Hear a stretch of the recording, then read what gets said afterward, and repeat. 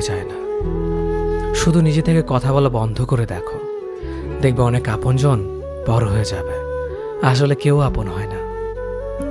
যারা তোমার ক্ষতি চায় তাদের আঘাত করবে না, তাদের সামনে একটু হাসি মুখে বাঁচবে।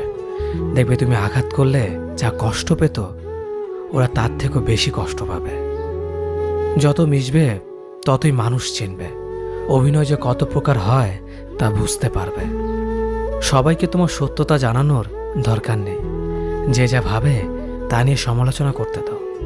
বেঈমান মানুষগুলো কখনো অপরিচিত মানুষ হয় না, খুব কাছের মানুষগুলোই বেঈমান হয়।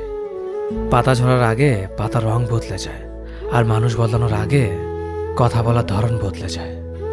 মন কখনো ভাঙে না, যেটা ভাঙে সেটা হলো বিশ্বাস। কেউ যদি তোমার সাথে কথা বলা বন্ধ করে দেয়, তাহলে বুঝে নিও তোমার পিছনে তারা তোমার নিন্দা করা শুরু করে দিয়েছে।